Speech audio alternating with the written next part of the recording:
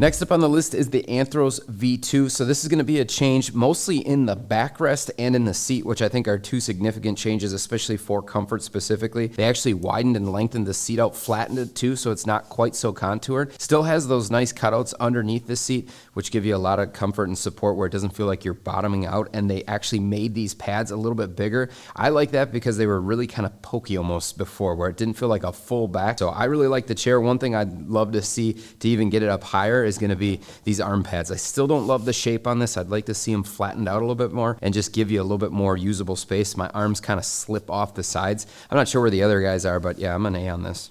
So I'm going to be slightly behind Greg on this one. I'm going to be right at a B+.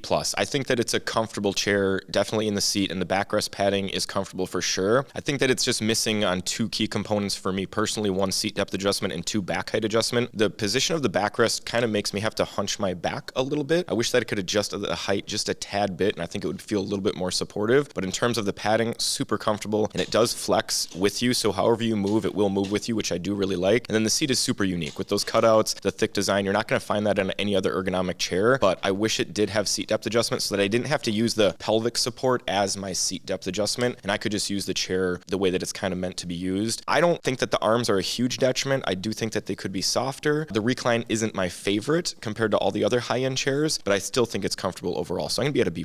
Yeah, I'm kind of feeling the same way where I have to use that pelvic support to kind of determine where my seat depth is going to be, and then I wonder if I lose a little bit of the overall adjustability because of that. But again, a huge improvement with the new pads and the new style of this. I like how it has that more open backrest, but yet now with the newer version, the pads are a little bigger, so you do have a little more of that upper back support. Very comfortable chair. I'm going to give this a B+, so we'll average out to a B+. The Aeron Remastered chair. Now, this is a huge upgrade over the Classic. You guys have probably seen plenty of the tier lists where I've ranked an F tier for the Classic because it's just unsittable for me. Everything that they've changed on this chair was an improvement, specifically in the seat for sure. Getting rid of that foam pad in the front makes it more comfortable. The tilt function on this thing is absolutely ridiculous. It is one of the best, if not the best. So if you're going to want to rock back and forth on the chair, it's great. And these arm pads, they are like top tier. There's not a more soft pad that's more durable than this one that'll actually hold up, and that's kind of what it comes down to. You're going to get comfort, and you're going to get excellent comfort for a very long time because the mesh that they use on this holds up super well. I'm going to go B+.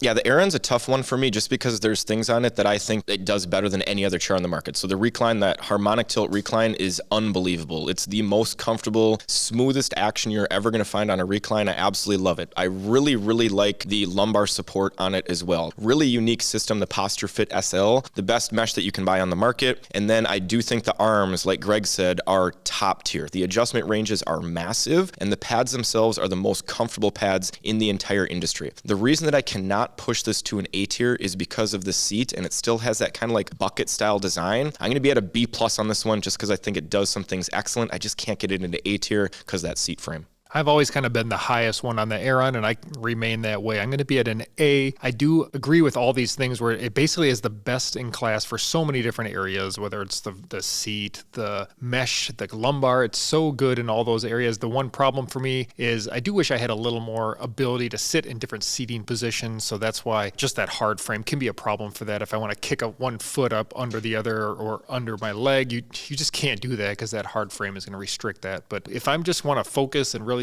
sit nice and ergonomically and focus on my work, this is probably the best chair for that. So for me, it's going to be an A. It's going to average out. What are we going to have here? A B+.